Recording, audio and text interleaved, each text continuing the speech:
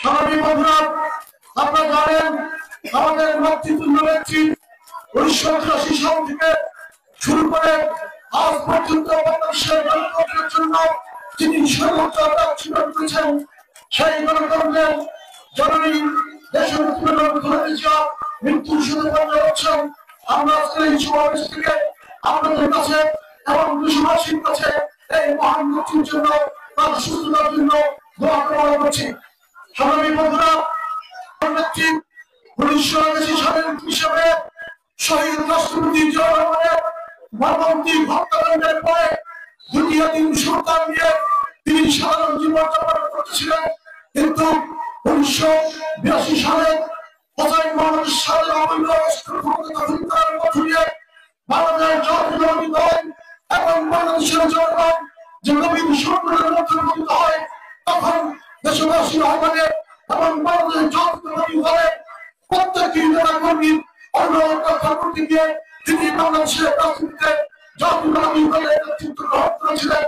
নেতৃত্ব গ্রহণ করে তিনি স্বৈরাচারী হোসেন মোহাম্মদ শাহের বিরুদ্ধে আক্রোশী লড়াই অবতীর্ণ হয়। স্বৈরাচারের বিরুদ্ধে আন্দোলন করতে গিয়ে তিনি একাধিকবার গ্রেপ্তার হয়েছেন। তারপরে যখন 1986 সালে হোসেন মোহাম্মদ শাহ যখন একটি পদযাত্রার নির্বাচনের মাধ্যমে দেশের রাজনৈতিক দলগুলোকে কেনার চেষ্টা করেছিলেন, তখন শেখ হাসিনা হোসেন মোহাম্মদ শাহের সেই পদযাত্রার নির্বাচনে অংশগ্রহণ করল। দেশের খালেদা জিয়া পরিষ্কার জানিয়ে দিয়েছেন, কোন স্বৈরাচারের অধীনে পদযাত্রার নির্বাচনে বাংলাদেশ জাতীয়তাবাদী দল এবং তিনি অংশগ্রহণ করবেন না। তার মধ্য দিয়ে তিনি বাংলাদেশের গণতান্ত্রিক লড়াই সংগ্রামের ইতিহাসে আপসীন ব্যক্তি হিসেবে তিনি আখ্যায়িত হয়েছিলেন। স্বাভাবিক বন্ধুরা, তারপরে 1999 সালের নির্বাচনে তার নেতৃত্বে বাংলাদেশ জাতীয়তাবাদী দল বিজয় অর্জন করেছে। তিনি প্রধানমন্ত্রী নির্বাচিত হওয়ার পরে বাংলাদেশের জনগণের জন্য, বাংলাদেশের নারীদের জন্য, বাংলাদেশের শিক্ষিত এবং যুবকদের জন্য বহু প্রকল্প গ্রহণ করেছেন। গণতন্ত্রের সুবাদা বইতেছিল। তারপরে আমার 2001 সালে তিনি নিরঙ্কুশ সংখ্যাগরিষ্ঠতার মধ্য দিয়ে আবার প্রধানমন্ত্রী হওয়ার পরে বাংলাদেশের তিনি ব্যাপক উন্নয়ন সাধন করেন। কিন্তু সেই স্বৈরাচারী সরকার এবং শেখ হাসিনা বারবার এই মহান নেত্রীকে ষড়যন্ত্রমূলক মামলায় গ্রেপ্তার করে তারা করে নিক্ষেপ করে। দীর্ঘদিন তারা ভোট করতে করতে এই মহান নেত্রী শরীরের অনেক জটিল রোগে আক্রান্ত হয়ে পড়েছেন। এখন তিনি মৃত্যুর সাথে করতে হচ্ছেন। দেশবাসীর কাছে আমরা অনুরোধ জানাবো, এই মহান নেত্রীর জন্য আমরা দোয়া করবেন এবং আমি জাতীয় নির্বাচনের জন্য তিনি হাসিম জনগণের কাছে আমার অংশগ্রহণ করতে পারেন।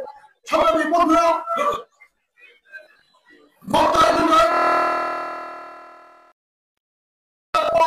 আমরা এই মহান নেত্রীর দিকে তাকিয়ে জাতীয়তাবাদী দলকে আপনারা সমর্থন দিবেন, এই মহান নেত্রীকে দোয়া করবেন, তার পরিবারের জন্য দোয়া করবেন, তার সন্তানদের জন্য দোয়া করবেন।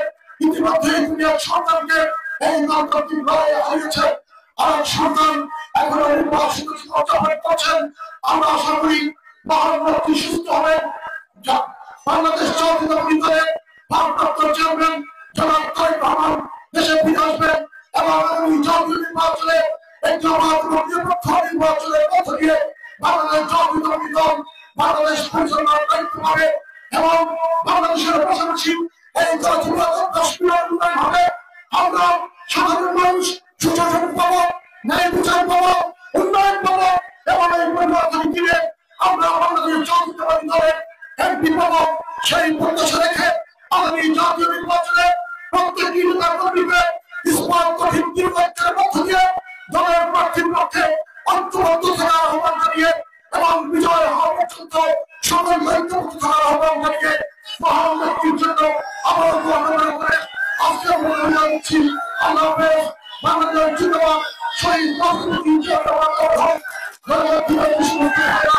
আমাদের সঙ্গে পরিবেশন করছেন। তাদের সবাইকে আবার ধন্যবাদ জানিয়ে আজকের বিদায় দিচ্ছি।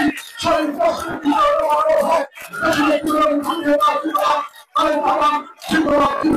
সবাই